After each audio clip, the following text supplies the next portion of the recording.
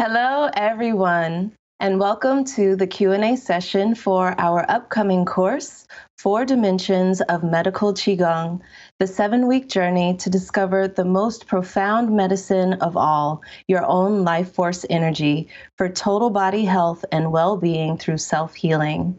This is Nadira Ade, and it is my pleasure to be hosting this hour-long Q&A call for the Shift Network, where we will explore the teachings of Dr. Roger Jahnke and address questions about his upcoming 7-week course, Four Dimensions of Medical Qigong, which begins next Wednesday, October 23rd.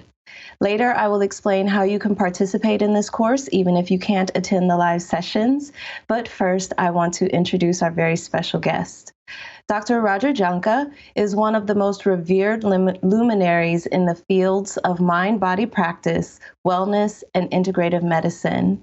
He's dedicated his professional life to sharing the powerful, ancient healing traditions of China and is the director and chief instructor of the Institute of Integral Qigong and Tai Chi in Santa Barbara, California, and is a co-founder of the National Qigong Association. He's the author of several highly regarded best-selling books, including The Healer Within and The Healing Promise of Qi. In just a few moments, we're going to open up for questions, and you've got quite a few of them that have come through.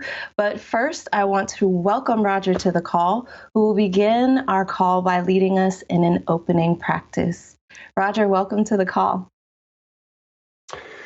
Nadira, thank you so much. I really appreciate you and the Shift Network, and I'm thrilled that we are collaborating to bring healing methods, accessible, inexpensive. I mean, once one has learned these methods, one gets to keep them for the rest of their lives for no cost, that turn on amazing, naturally occurring healing resources within the human body.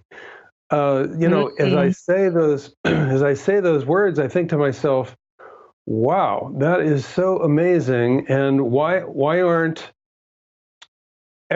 isn't everybody talking about this? And why isn't every physician referring their patients to these kinds of practices? And of course, it's a mystery, and we're not going to try to solve that. We're just going to go for it. So what I'd like to do is, I'm first of all just going to ring the gong here to separate what comes next from whatever has ever happened before. So what comes next is the next moment, of course, and the moments we'll be spending together. And then we want to establish a clear boundary as we go into this territory where the news, the information is amazing, fabulous, fantastic. And think to yourself, how often do I ever hear fabulous, fantastic, great news? And so, just let's rarefy this environment, create a special context. And if you want to imagine, and I've actually witnessed this, imagine being at a hospital where the only thing that happens is that you heal yourself. Imagine being at a hospital with hundreds of other people who are in the process of learning how to heal themselves. Wow. Here we go. Deep breath, lengthen your spine, clear your mind.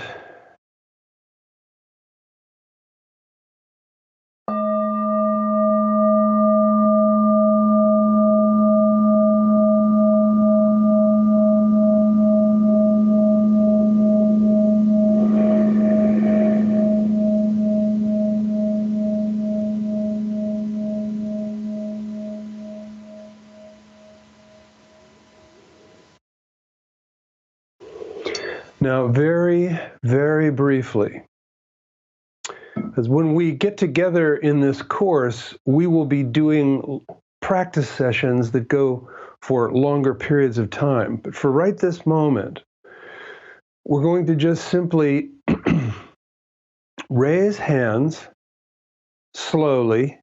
You could do this standing if you wish, and lower hands slowly. Now, one of the most important things about Qigong is to understand that it's not an exercise as usual. Raise your hands and breathe in. Big breath. Turn your palms down, exhale slowly.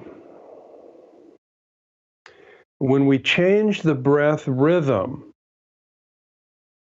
breath in, raise up, breath out, lower your hands, go at your own pace.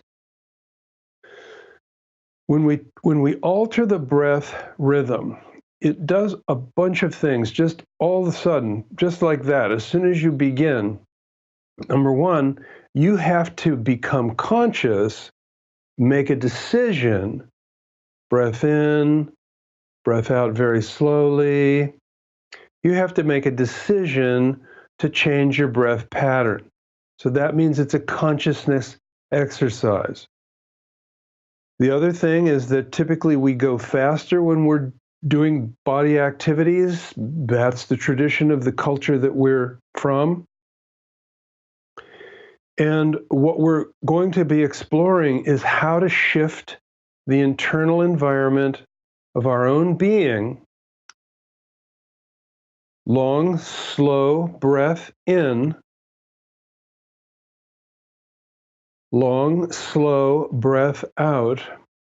We're going to learn how to change the internal environment of our own being using dozens of very simple practices, just like this one, at different speeds, using different breath rhythms to turn on naturally occurring healing resources within the human body that you will be able to continue to do for the rest of your life for no additional cost. One more time, breath in. Big, long, slow breath in. Turn palms down. Big, long, slow exhalation. Allow your hands to come drifting down. If you're standing, end up with your hands in a comfortable position. If you're sitting, you could easily allow your hands to just come to rest in your lap. Turn your attention inward and notice what you're feeling. Now, one of the things that we'll be doing in this course is turning our attention inward and noticing what we're feeling a lot. And through the term of this course, the 7 sessions, pretty much everybody in the class will actually be able to feel the healer within, to be able to feel the internal medicine working, to be able to feel what the Chinese call elixir. Not drug, not even medicine, but elixir, which is a highly refined, internally generated healing resource that you cannot buy anywhere. You can only make it. How cool is that? Because if there was an elixir like that, you could buy it in the marketplace, it would be thousands and thousands and thousands of dollars. But you can't buy it. You can only make it within your own self for basically no cost. And we're going to learn how to do this in little sections throughout your day, as well as in set-aside sections where you say to yourself, I'm going to focus and sustain this practice for 15 minutes, 20 minutes, 30 minutes. Little sprinkles throughout the day is take a deep breath now and then, adjust your posture, clarify your mind, reestablish your focus. It's going to be fun and stunning, striking, amazing. Nadira, back to you.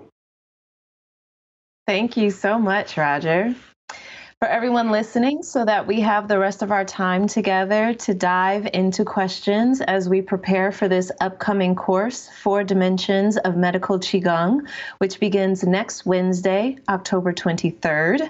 If at any time during this call you want to learn more about this 7-week course, please visit medicalqigongcourse.com to see the full description.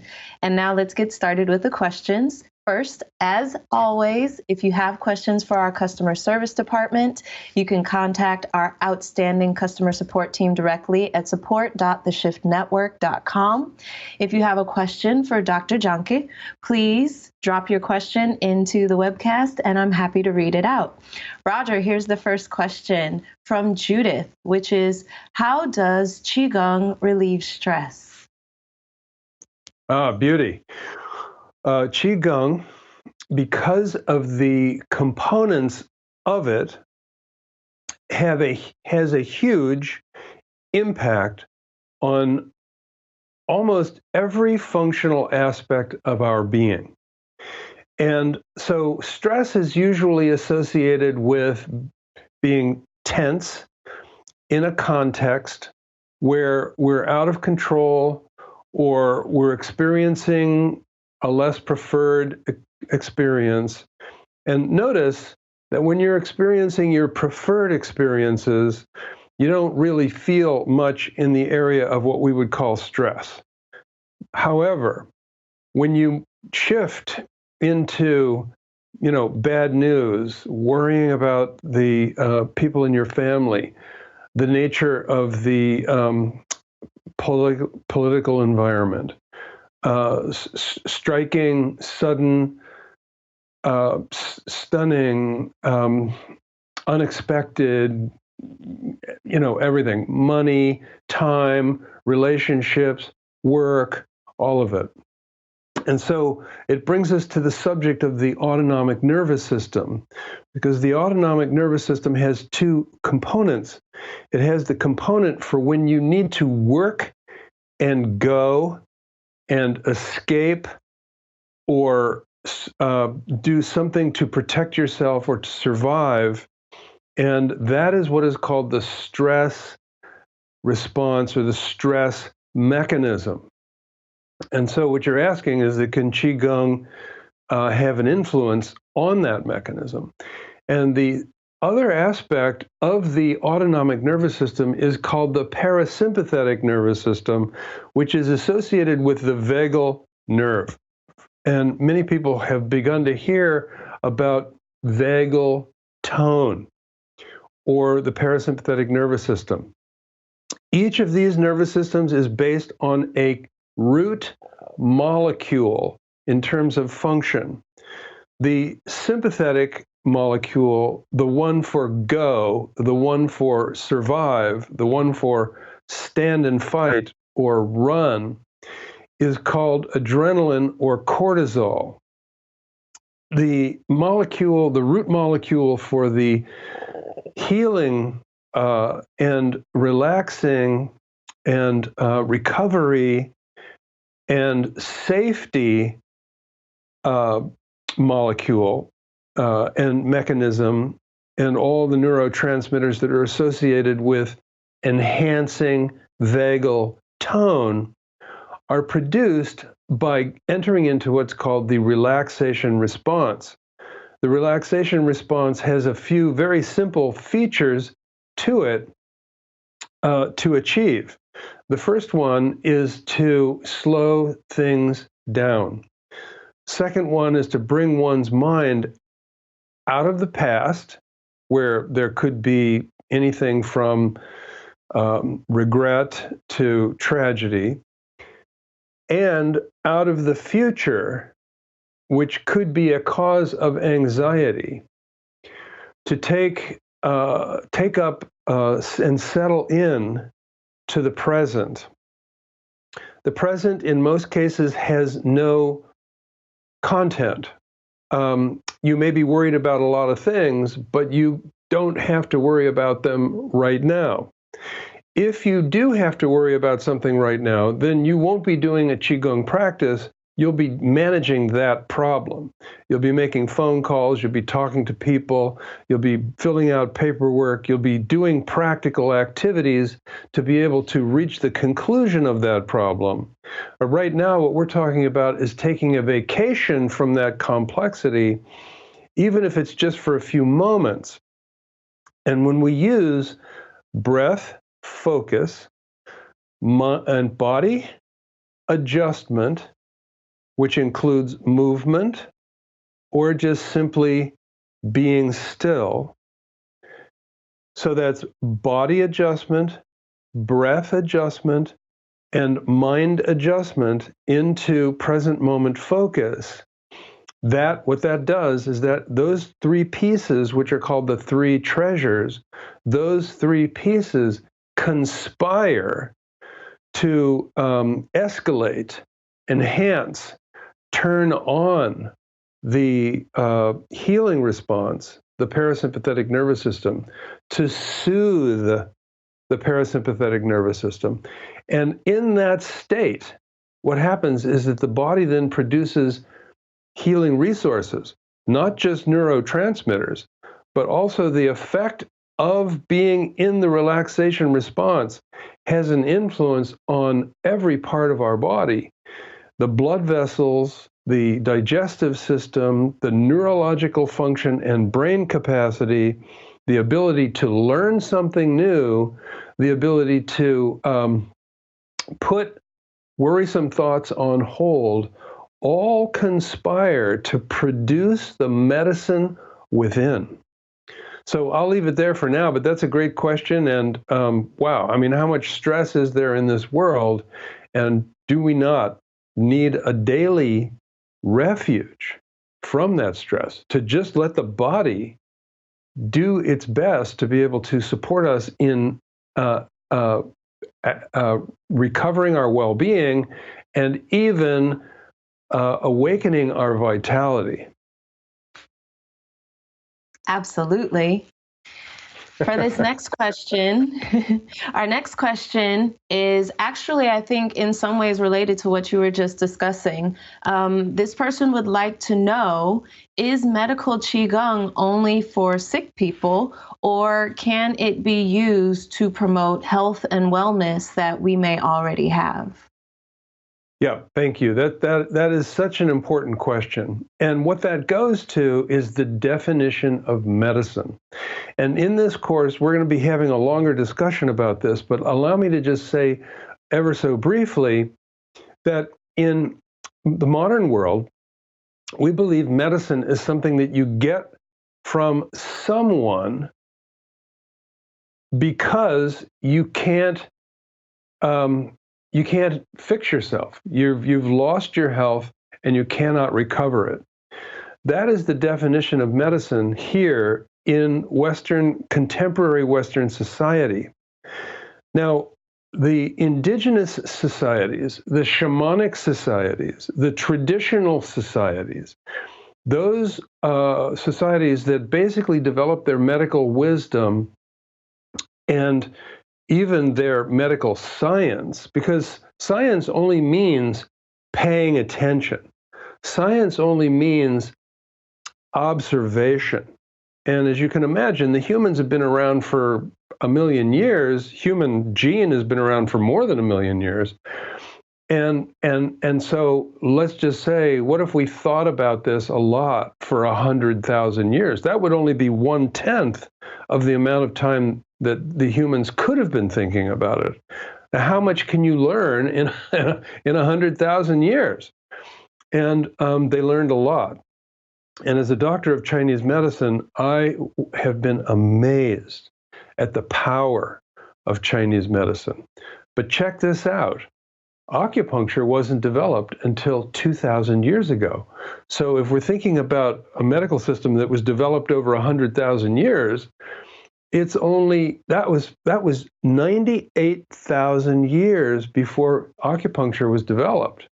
And what did they do before that? So it was herbal medicine, massage, lots of Qigong and so forth. And so just very briefly, the definition of medicine in these amazingly insightful societies was a naturally occurring, internally generated set of factors and forces, or we could call them healing capacities. Even in the modern world, there's a lot of discussion about the neurological system, the digestive system, the cardiac system, the many systems, shall we say, for right now. However, there's a lot of discussion about something called the healing system. The healing system. And that system is based on the orchestration of diet, exercise, hydration, rest, stress mastery, purposeful living, purposeful work, relationships with people that we have a resonance with. And so a lot of people are unwell because of the fact that they're basically just not taking care of themselves, and they think that they're too busy to do so, and they think that they don't have enough information to be able to do so. And my job is to be able to clear this up, because it's not true that we don't know what to do. We know exactly what to do. We just don't usually do it, frankly. So the definition of medicine isn't something that you get from somewhere outside of yourself only when you're sick. That is the definition of contemporary Western medical idea or paradigm. But the paradigm that we're going to be operating from is the paradigm that says that the medicine, the most profound medicine, is produced within the human body when we arrange things in a certain way. And we will be talking about the traditional wellness system of the Chinese, which is called Yang Sheng. And Yang Sheng is all the stuff that I just mentioned: hydration, nourishment, exercise, stress reduction, rest, right relationships, purposeful living, exposure to nature, and so forth. Now, the one central, most important feature of Yang Sheng, which is the Chinese wellness system, is Qigong. So, yes, we can use Qigong to address the circumstances for a person who has lost their health and may even be in very, very critical circumstances. But because of the definition of medicine being the orchestration of natural resources within our own being, that can be applied anytime. That can be applied by a well person to be more well. It could be applied by an athlete to become, what does an athlete want? An athlete wants to have that little edge, the thing that'll give a few extra inches, a few extra seconds to beat the crowd. And what does an executive want? An executive wants clear mind. What does a parent want? A parent wants to be able to have the energy to be able to take care of their children at the same time as taking care of their normal daily and weekly responsibilities. So medical Qigong in the Chinese context does not mean you have to be sick. It does not mean that you have to have a diagnosis. There are people who will tell you that that is the definition of medical Qigong, but I've been a doctor of Chinese medicine for 40 years. I've been to China 10 times. I've went to China 10 times to study this information. I wrote 2 books about it. I've trained 2,000 people. I've collaborated with my colleagues to train nearly 2,000 people as what we call practice leaders and teachers. And I have led workshops and trainings like the one that we're discussing now for thousands and thousands of people. And most of them have been relatively well, coming to the class and learning the practices to become exceptionally well. And many of them have been not well. And, not well is something like, well, I don't have enough energy. And not well is I get headache occasionally.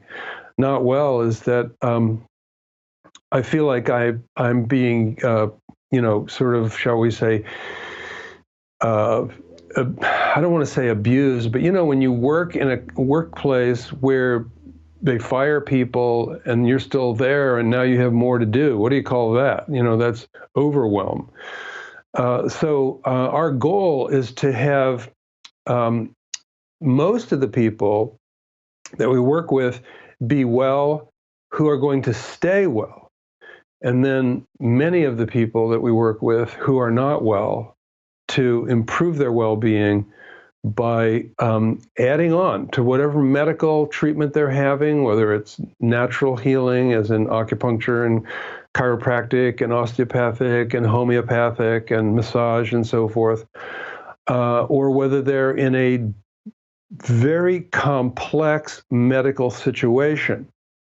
Now, one of the things that, so we've kind of handled the idea that medical Qigong is about maximizing function and well-being. Let me just say one thing about using Qigong in very difficult medical situations. Often people who are in difficult medical situations are nervous about adding something in to the medical procedures. And I don't blame you for being nervous, and it's a difficult type situation. However, what I will say, and this isn't directed at any one person, this is just a total generality, that what we have seen over the last 40 years is that these practices, which are made up of the 4 dimensions, remember the 4 dimensions of medical Qigong, let me just name those: body practice, meaning adjusting your posture and moving your body; breath practice, which means changing the breath pattern in numerous ways; massage practice, which means pressing, holding like in Reiki, stroking, and tapping, as well as working with the Qi field. These factors all together, plus the 4th basket, meditation or mindfulness, and Qigong is inherently mindful because we're paying attention to what's happening in the present, shifting the breath patterns and so forth. So I've never met a doctor who said that it sounds like that those practices, those dimensions of self-care, those dimensions of Qigong, those dimensions of mind-body practice, I've never met a doctor who said that sounds like it could compromise the medical treatment of my patient. So you may want to talk to your doctor and look on the internet. Maybe what was a part of the course, maybe what we'll do is we'll find some web pages or something like that describe Qigong in fairly brief and fairly specific terms. And then you can share that document with your physician and then, decide if your doctor says, hey, no, you should not do this. I don't know what to say. But I've never met a person who said that their doctor said you shouldn't do this. So I think we're going to be in comfortable territory there as well. Thank you. Thank you. If you're just joining us, we are here with Dr. Roger Jahnke, learning about his upcoming course, 4 Dimensions of Medical Qigong, which begins in just 7 days on Wednesday, October 23rd. Please log on to medicalqigongcourse.com for all the details and to register. Here is your next question from Linda, who says, how much does a person's belief or non-belief in the ability of Qigong to heal play in the results that a person receives? Can you be healed by doing the practices even though you don't necessarily believe? You know, I was thinking about this earlier today. And so I noticed that the image has, I was thinking about this earlier today. What if somebody asks if this is based on belief? And of course, I've been asked this question hundreds of times, and the answer goes like this. Because of the fact that the practices have influences. So let's talk about breath practice. When we deepen the breath, it shifts a number of internal mechanisms. We'll get more specific when we get to the class, but there are numerous physiological mechanisms that have lots of science that you can look up. So if you want to, go and look up the physiology of breath practice. And so when you change your breath pattern, it does something. Now, it's the same thing with your body. When you move your body, it does something. So when I lift my hands and lower my hands, I'm using muscles. When muscles are utilized, metabolism is required. When metabolism is required, then what happens is that a whole array of chemical reactions are happening in the body. And so you might say, well, I'm already exercising. Well, that's great, and you should continue to. What we're talking about here is orchestrating the exercise with the breath in a slower context, with mind focus on the present, and with the addition of self-applied massage type practices. And so the body portion has to do with metabolism, but it also has to do with space inside the body. So think of it this way, and maybe even do this wherever you're sitting or standing. Collapse into the position that you think you might be in if you were going to be using one of these. And so, like that. So how do you manage to, how do your organs manage when you're in that position? Now think of yourself driving. Lots of traffic, you're late, you're like this, driving. Now let's watch TV. We're going to lean back and, curl up into a shrunken version of ourself. Now, imagine you're an organ in the body. In fact, use your lungs as an example. Bend down and take a deep breath. Then straighten up and take a deep breath. For me, it's 3 times the size. 3 times the size. So I'm getting 3 times the amount of oxygen, but I'm also getting I'm getting the massaging that happens of the organs. So let's go now back to the question. What I've explained is that the 4 dimensions of these practices, each one has a physiological effect. And when you put them all together, orchestrate them, they have an orchestrated effect of the 4 dimensions. And so no belief is required to make that happen. No belief is required to make that happen. Now, let's do this. What if a person who does what we just talked about also believes? Well, we know from medical research on what's called the placebo, that the placebo effect can have an effect on the human system that is in advance of what certain medicines can do. That's why in research, there's always a group that's called the control. The control group is the group of people who think they got the medicine, but didn't. And usually the control group, a significant percentage of the people in the control group get well. And they didn't even take the medicine. What's that? Well, that's belief. So what would happen if you put the practices together with belief? You're going to get a maximized, escalated benefit.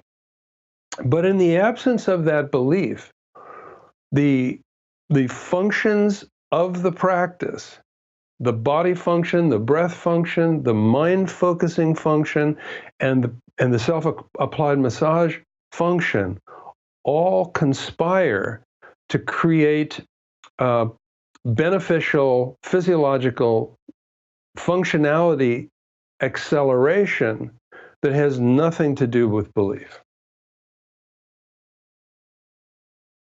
Thank you very much. These next two questions.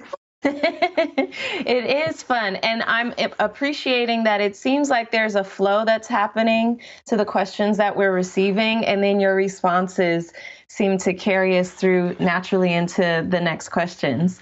Nice. So this next one, since you were speaking about breathing, these are two questions that have been put together from Evelyn and Leslie, who are asking about using Qigong to cure or manage asthma and rhinitis or sinusitis, and also helping with chronic obstructive pulmonary disease, which is also lung disease. So yes. I'm offering those to you. That's a little harder. Isn't that interesting that the belief question was actually easier than this one? So rhinitis, that is usually associated with some kind of an infection or some kind of allergy. And so the breath practice itself does not have a direct effect on one's systemic sensitivity to pollen and so forth, dust and etc., or to having an immediate effect on any kind of internal infection. But what the breath practice does. Okay, so then let's go to the asthma and the COPD. The asthma is a circumstance which is not always exactly the way I'm going to describe it, but often the way I'm going to describe it, and I'm hopeful that it's helpful to the person who asked, is that some kind of irritation causes the flare-up, shall we call it. And that flare-up can be caused by a lot of things, allergies again, sensitivities to certain, levels of dust content in the air, being around cleaning supplies, pesticides, and so forth, which cause the lungs to close in either a sort of reaction, like a contraction reaction that has to do with the sensitivity, or it could be a contraction reaction that is in some way triggered by circumstances. Being in an unfamiliar situation, Some people have a high level of sensitivity to circumstances and so forth. And so Qigong can have an absolutely immediate effect once one learns how to do it on the oncoming of an asthma attack, particularly if it's based on circumstances and not based on irritants. Now, COPD, that's another, so these are all respiratory associated, but they're all different kinds. For COPD, if a person is already diagnosed as having COPD,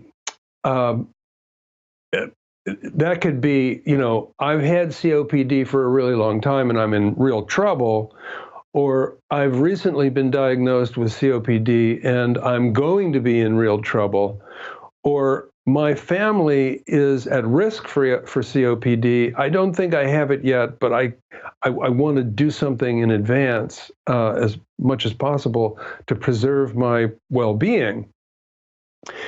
And so the effect of Qigong on COPD is that the COPD basically is when certain portions of the lung tissue has scarified or atrophied. And so the huge positive is that there are parts of the lungs that are not atrophied. And so use it or lose it. And so if we use the portions of the lungs that are not scarified and atrophied, they can increase in their capacity. And, some people think you can kind of turn, if you get COPD at a certain point, you can kind of turn it around, because what you do is you use the parts of the lung that are still well, really well, which can, in some cases, decrease the rate at which the atrophying is happening. Now, so that's the COPD. So then going back to the asthma, learning how to control the autonomic nervous system is a huge, huge benefit in asthma. And Qigong is all about that. Notice that COPD is not that. COPD is something else. It's more structural. Asthma is more functional. And so becoming more able to modify with purpose and intent one's functional capacity is huge with asthma. And Qigong is all about that. So then for the rhinitis or the upper respiratory sinus challenges and so forth, what goes on there is that Qigong supports the development of greater capacity for all of the organs to work in collaboration, to be able to raise the natural presence of internally generated resources, which could reduce the aggravating effect of rhinitis. So, wow, I mean, that is a big question. It's all about respiratory, but in fact, it's 3 different kinds of respiratory, and all of them have all of them are, shall we say, able to be modified in large. What I can't do, what we cannot do in this course is guarantee things, because different people react in different ways. Different people are more or less focused. When they learn something new, they actually put it into practice, whereas there are other people who learn something new and do not put it into practice. So it's very difficult for us to guarantee the outcome, but what we can do is we can suggest how it works. And if it's within the person's um, in region of intent to fulfill on what we'll learn in this course, then there's a higher likelihood that each of these different syndromes could have a positive effect through the practice. Thank you so much. That was very comprehensive. I appreciated it a lot. This next question is from Silvana, who says, can you talk about when you follow all of the, quote, right practices, whether they be Qigong, wholesome diet, spiritual tools, etc., and you still feel depleted a lot of the time, the constant fluctuation of energy levels? Yes. So this is also not one of my very favorite questions, because if we take 1,000 people who say, I want to improve my well-being, a very large number of those people will. So now let me give you an example from my medical practice. And I do this in a very general sort of way. So this is not intended to characterize the circumstances of the person that asked the question. It's intended instead to create a context which all doctors struggle with.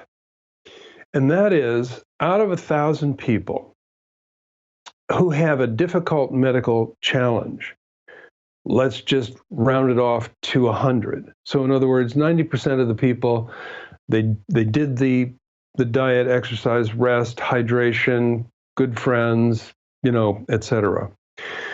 And they experienced improvement because typically that's how it goes. So we got this 100 people, and it could just be 10, or it could even be 5. But it's some number of people who, with vigilance and focus and sustained effort, find themselves still compromised. This is a difficulty that everybody in any kind of medical field experience. So I want to tell a little story, and it's pretty brief. And it goes like this. In my medical practice, I met a whole lot of people who I thought were basically terminal, who survived. And, wow, that's just thrilling. In addition, and this is a solemn moment for me, there were people that I thought sure would not survive. I'm sorry, that I thought sure would survive. And they did not. One of the examples for this happened to me very early in my life when my father, who is a very healthy person, who had an excellent lifestyle, who had many friends, and was not depressed in any way, who had no what I would call obvious lifestyle behaviors that would have predisposed him to a early death, died. My father died when I was 8 years old. And it was unpredictable, and you just wouldn't have done the math that way. And yet that was the answer. And so what I'm trying to get at here is that there are many, many layers of being. And there are many types of what we could call destinies. And so while my father appeared to be destined to have a successful business, a happy marriage, a healthy life, died. And so what I'm not saying is that people who do the vigilance that this person suggested that they have done are doomed to die. I'm not saying that.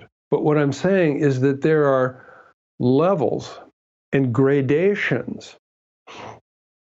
And on one side, we have the obvious, which is do these practices and you will improve your well-being. But over on the other side, we have this more difficult territory. Now, some people would say, we can talk about this in terms of the body, mind, and spirit. And that if a person has done a lot for the body, maybe they need to do more for the mind and emotions, or to learn more about their eternal self, or their spiritual self, or their transpersonal self. And I think if we took the 1,000 people, and then we had 90% who did fine, and then we had 10% who did less fine, of that 10%, there's going to be many, many factors and features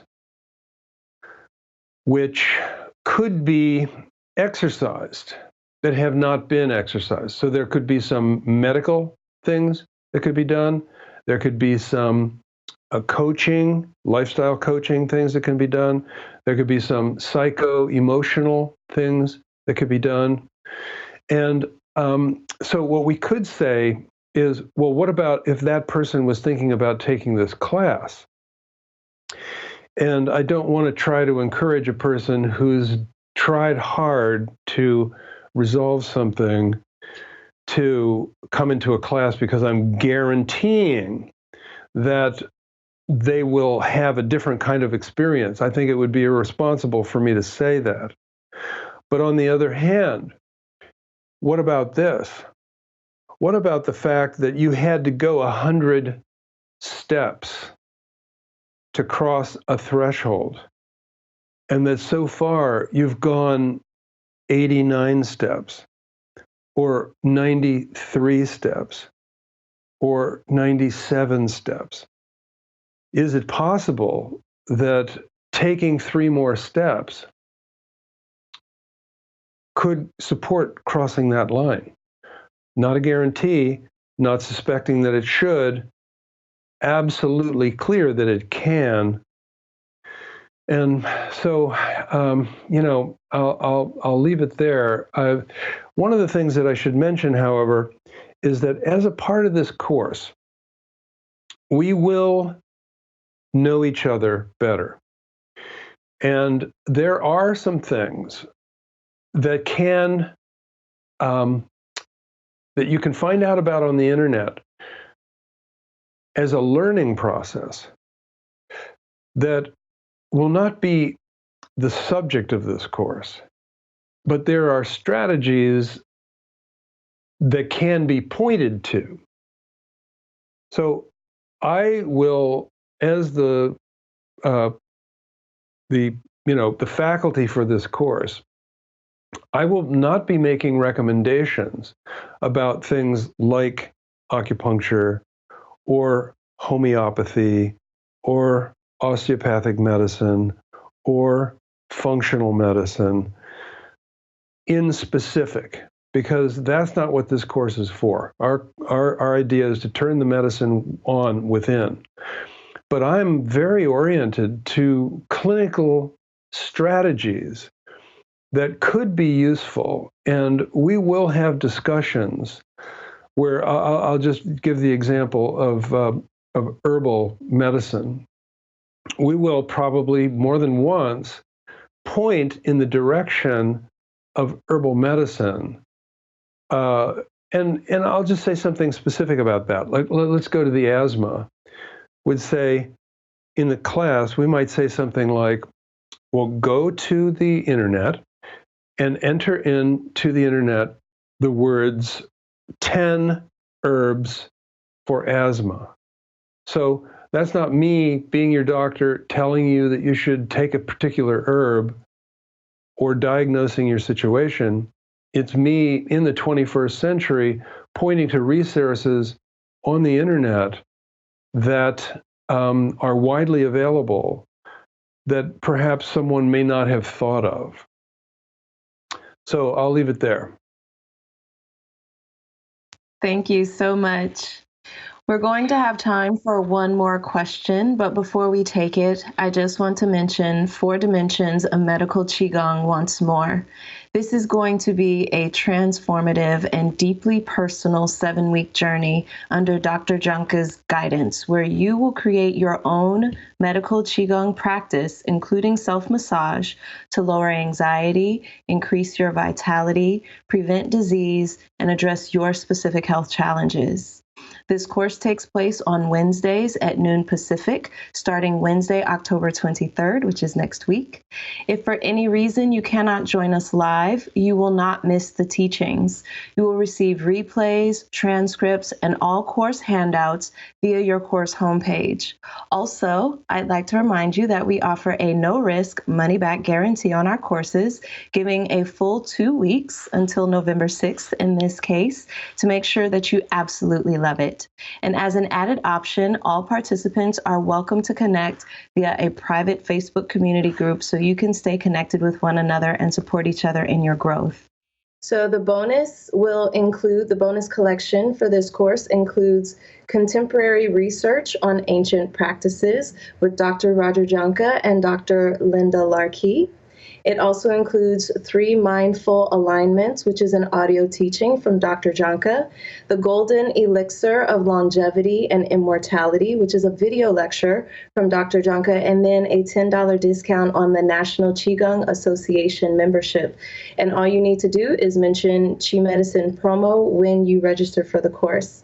Roger, can you share a little bit about what you are most looking forward to offering in the upcoming course?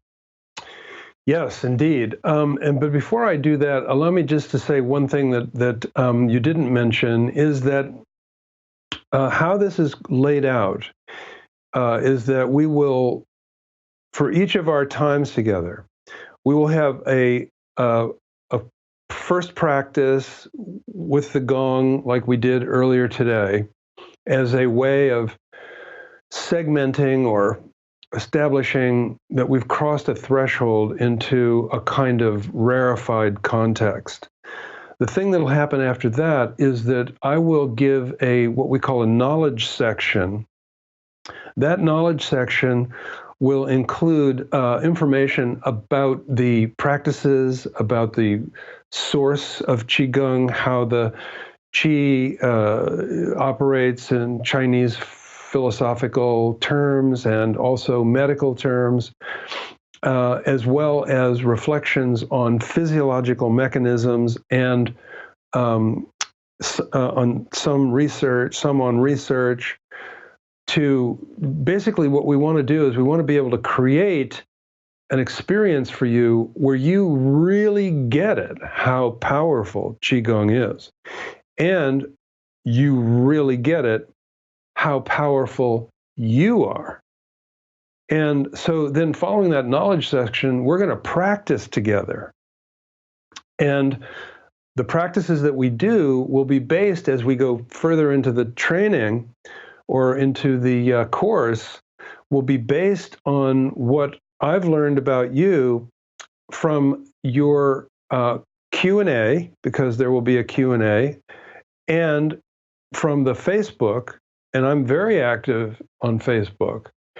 And so this is going to be a super, super rich context for how to be able to get your own questions really clear and get your mindset based not just on fantasies about mysterious ideas, but solid, solid information. And then in addition to that, there's an entire library of videos that you will have access to that are in addition to the video that we just talked about of the session. So there's a whole library of the 4 dimensions of Qigong: body practice, breath practice, mind focus practice, and massage practice, which you will have access to and be able to utilize to complement the live sessions, which then are recorded sessions. Okay, so here's what I wanted to say about where we're going with this, and I hope you'll listen really carefully. I personally believe that this course is historic. The fact that we're reaching to you in your own home, the fact that you do not have to get on an airplane and go anywhere, the fact that you don't have to leave your house and go to a class, this is historic.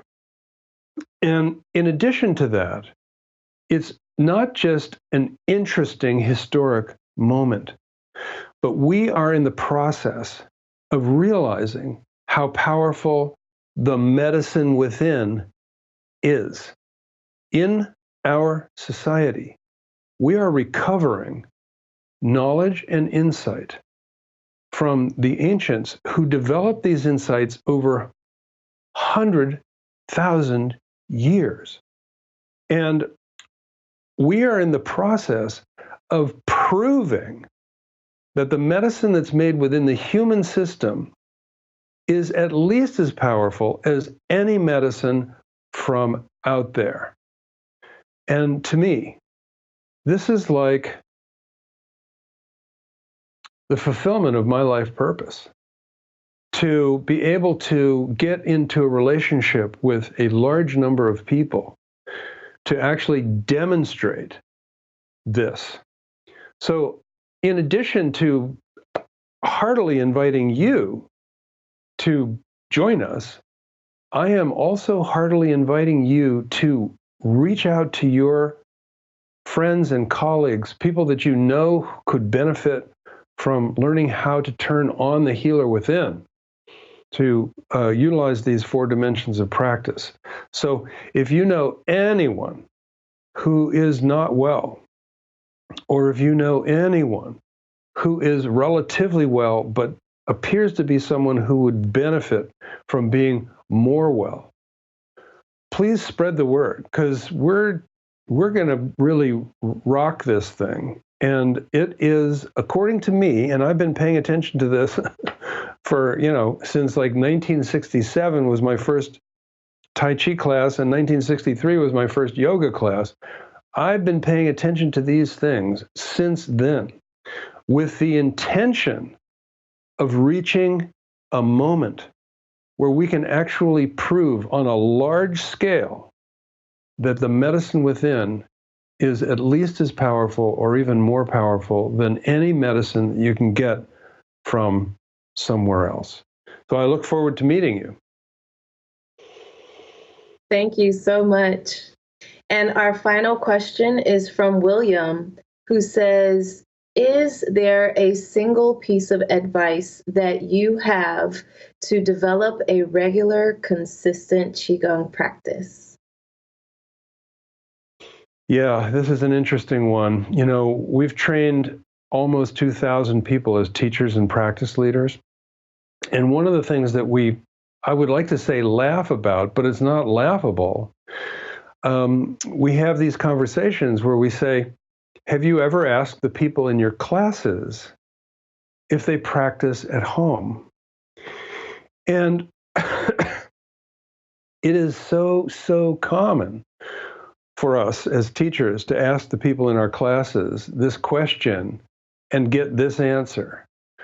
I love this class. This class is just the bright light in my week. I just don't even know what I would do without this class.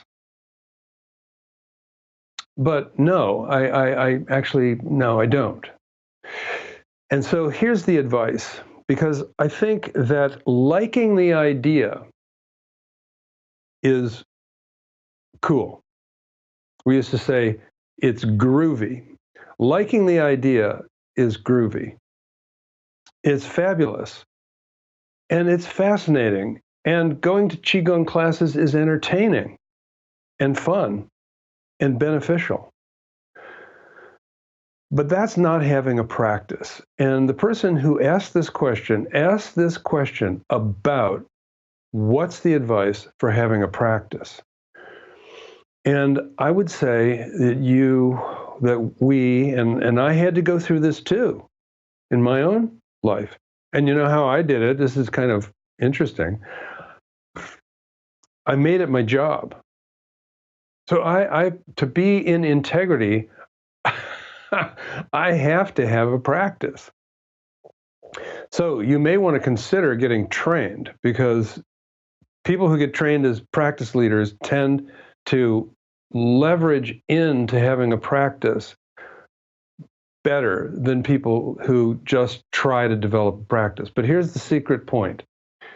It's you have to buy it that it's worth it.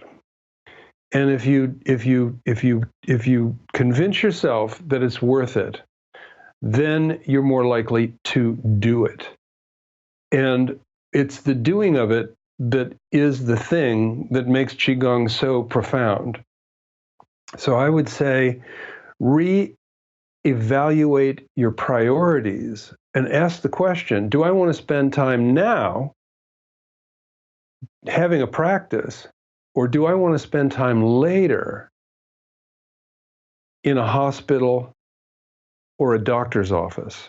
Because I didn't spend time now. One of the last thing is to say that my patients, so many of my patients said this: if I knew I was going to live this long, I would have taken better care of myself, because now I have to sit around in doctor's offices, and I don't really like doing that.